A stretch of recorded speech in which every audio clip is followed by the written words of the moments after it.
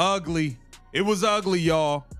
It continues to get worse and worse for the Chicago Sky. Jesus, they were down 30 at home. You know, it wouldn't be a normal day if you didn't hear some silly crap come out of the mouth of Angel Reese, and that's recently what she did when she made some comments about her team. Dewanna Bonner? More like Dewanna Exit. The WNBA just got a front row seat to one of the most baffling diva exits in recent memory.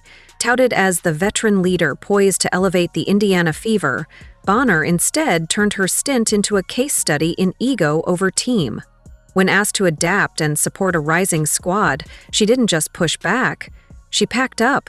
Her departure wasn't professional, it was petty, loud, and all about refusing to play second fiddle. Of Wave veteran Dewanna Bonner, the team announced Indiana looked at trade possibilities for the six-time All-Star who had not played since June 10th for what the team called, quote, personal reasons. Well, the personal reasons were, from what I could tell, playing time. This is the tale of a player who assumed she was coasting into a cushy final act. Easy minutes, steady checks, and the luxury of riding shotgun to someone else's stardom. Instead, she ran headfirst into the harsh reality that in today's WNBA, you earn every minute, every role, and every ounce of respect on the court. Dewanna Bonner out with the old. Aari McDonald, welcome back in with the new breaking. The Fever are waving.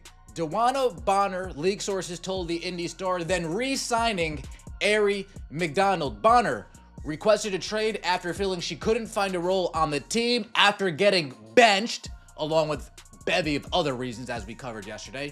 But Indiana could not find a suitable trade. When Dewanna Bonner inked her deal with the Indiana Fever back in February, she likely expected a smooth ride. A low-pressure gig on a rebuilding team where her veteran status guaranteed her a starting spot.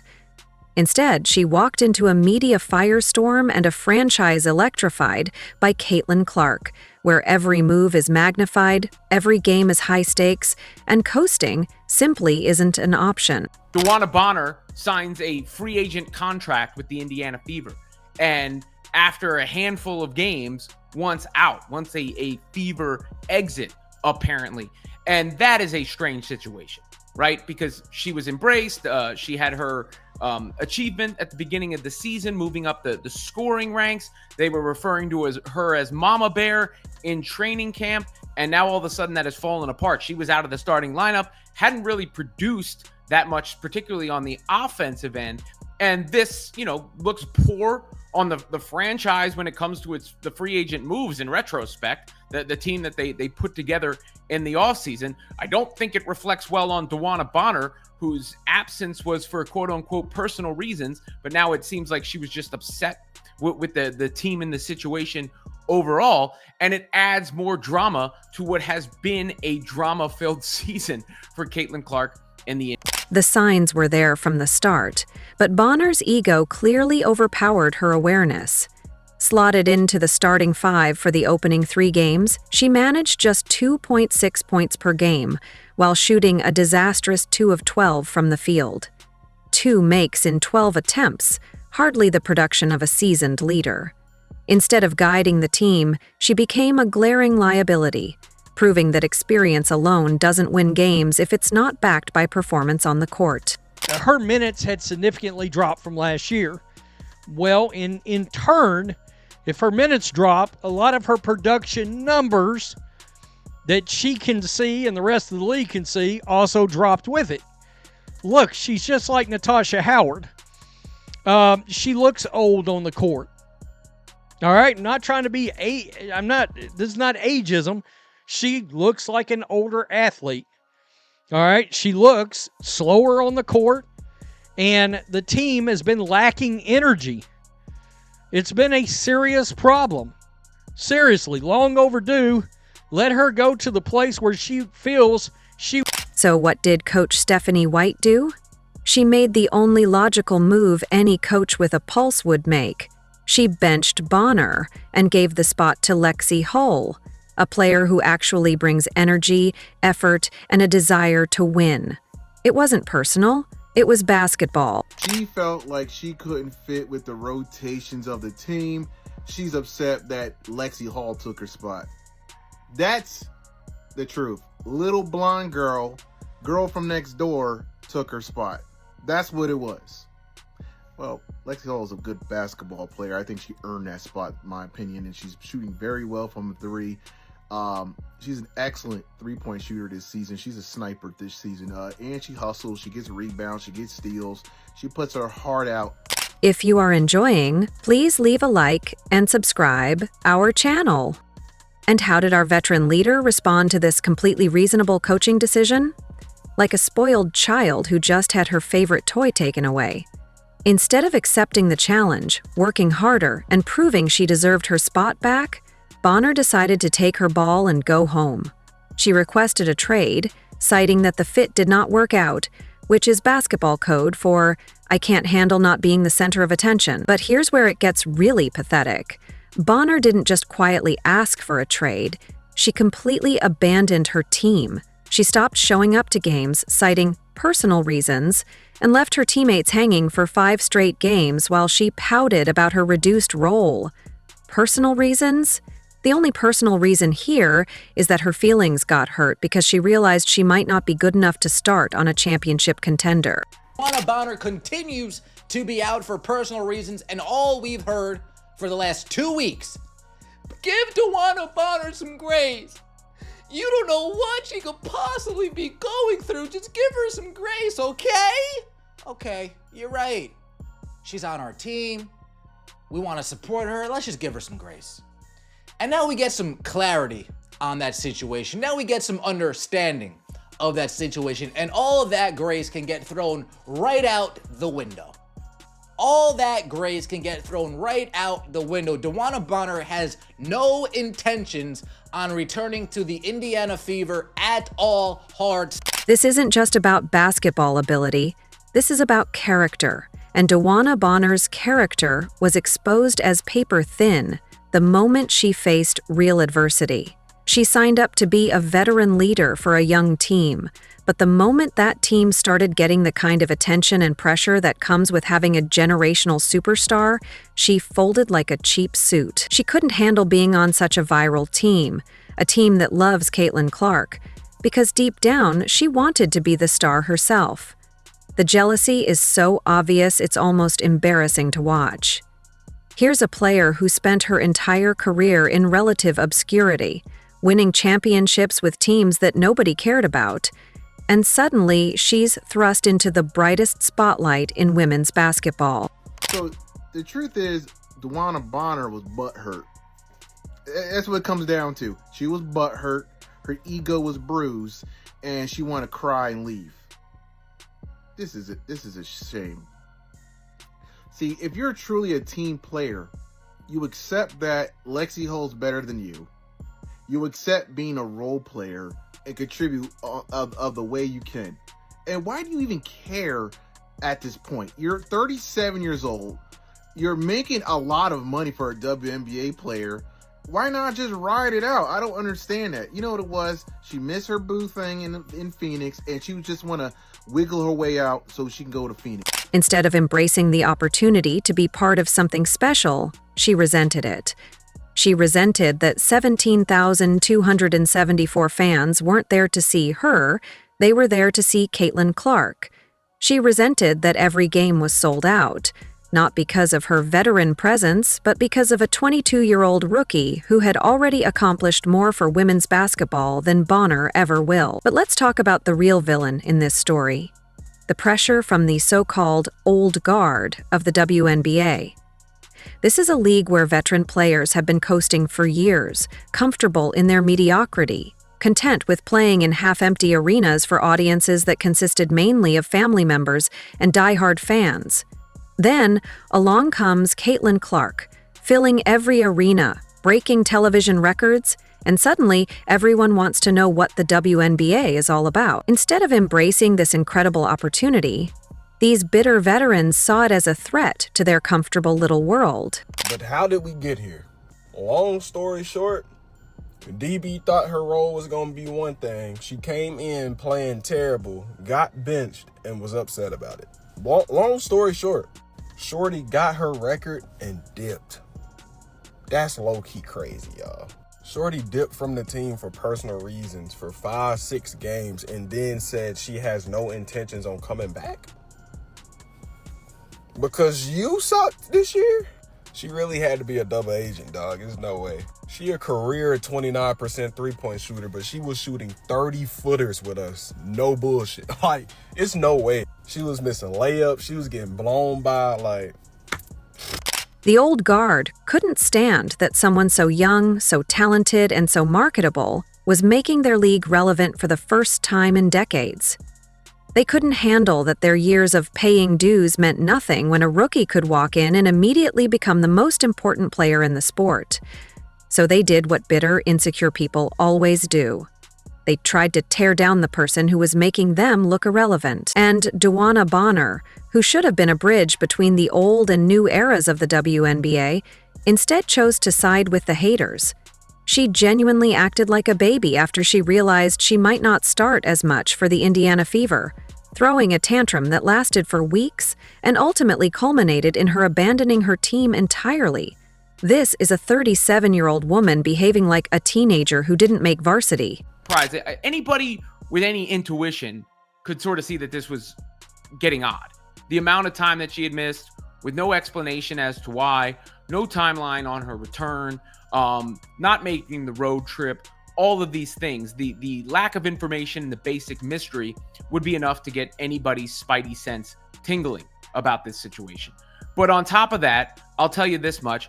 I heard that it was more basketball related than anything. Now, let's examine where our disgraced former Fever player is trying to force her way to, because the destinations tell you everything you need to know about her character.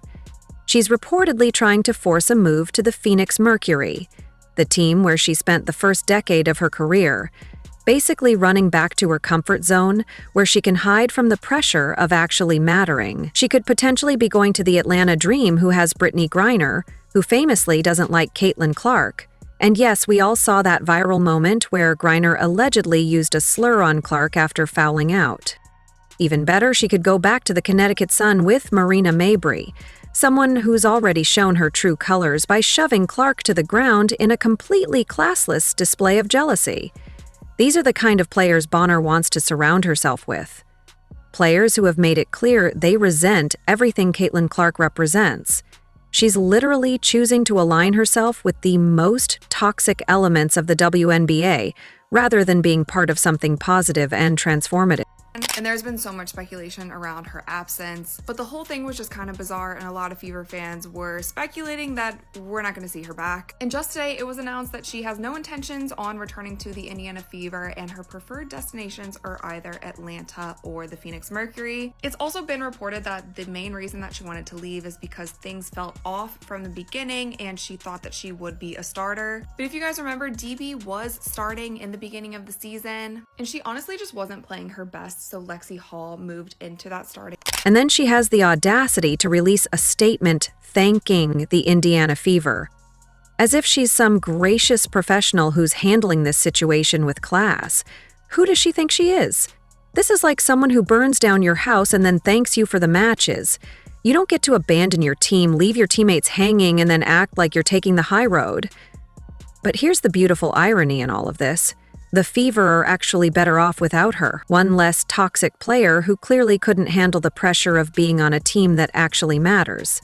They've replaced her with someone who genuinely wants to be there, someone who appreciates the opportunity, and someone who will actually fight for the team rather than against it. Dewanna Bonner knew damn well she didn't want to come to Indiana. She knew she didn't want to be there. She knew she didn't want to be there. I think the fix was in. The Phoenix Mercury didn't have the bread to pay her. She said, I'm going to get the bag elsewhere, and then I'm going to force my way out to where within the first half of the season before All-Star, Alyssa Thomas, I'm going to be on your team. I think the fix has been in. I think the Phoenix Mercury knew this was going to happen. I think they knew this was going to happen.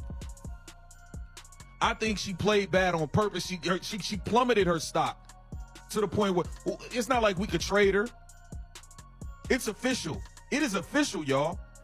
Enter Aari McDonald, the player whose everything Dewanna Bonner isn't. When McDonald got her shot with the Fever on a hardship contract earlier this season, she didn't waste a single second feeling sorry for herself or complaining about her role. She averaged 11 points, 3 assists, and 2 steals in just 3 games, immediately becoming a fan favorite with her hustle, defense, and infectious energy. She played like someone who was grateful for the opportunity, not entitled to it. McDonald's story is the perfect contrast to Bonner's pathetic exit.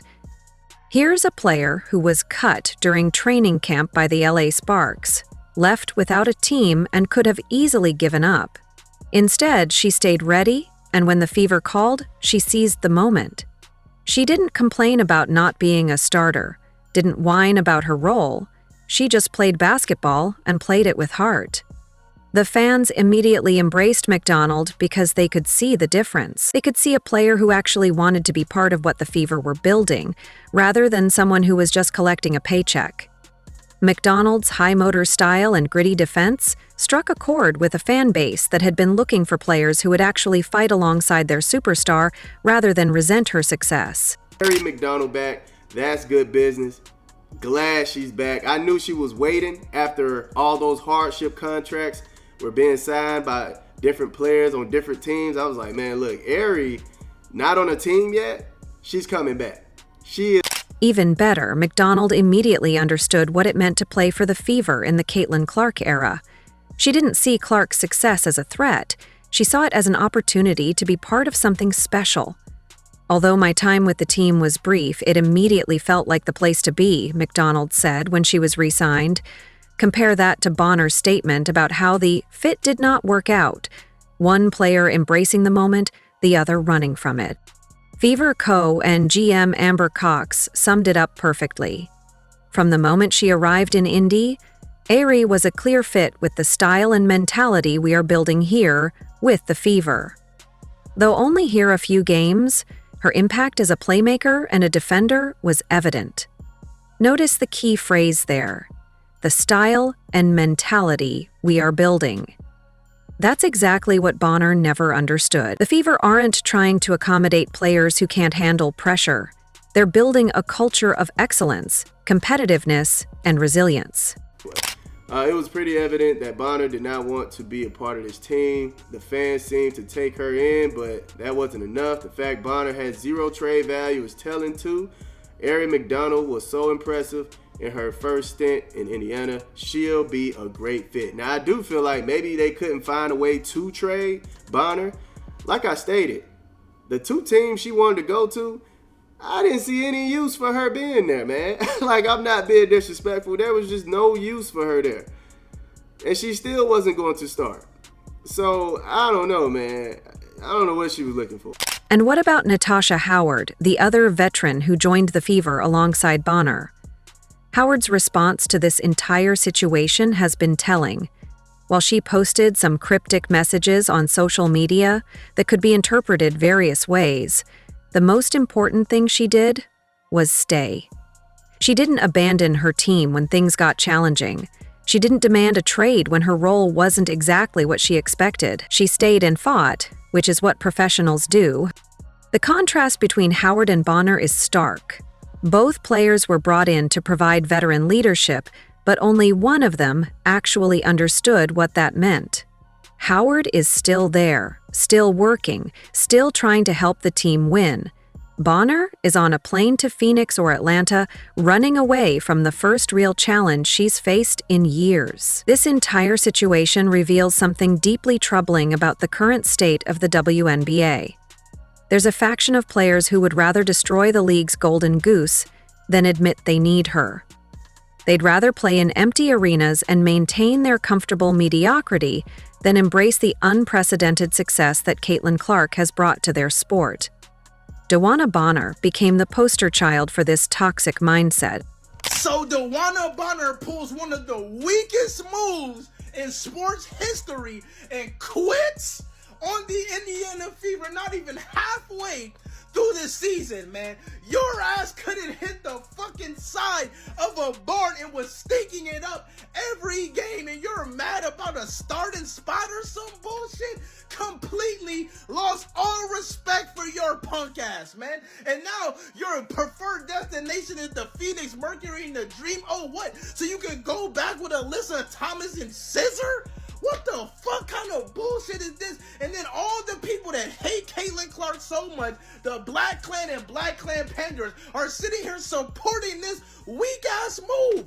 Y'all call yourselves real so much and all this bullshit, and you're defending a player. Quit. The WNBA has spent decades struggling for relevance, fighting for television coverage, begging for fan engagement. Then along comes a player who single-handedly solves all of those problems, and instead of celebrating, certain players decide to tear her down. It's professional jealousy at its most pathetic, and Bonner fell right into that trap. But here's what makes this story even more frustrating. Bonner had every opportunity to be part of something historic. She could have been the veteran who helped guide a young superstar to a championship.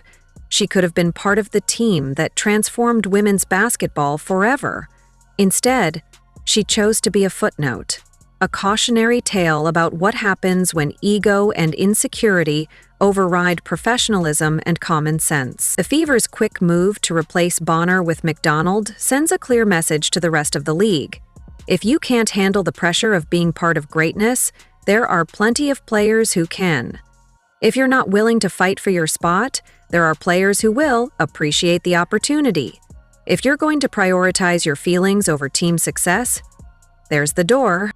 If you enjoyed leaving a like and subscribing, more videos are on the screen now.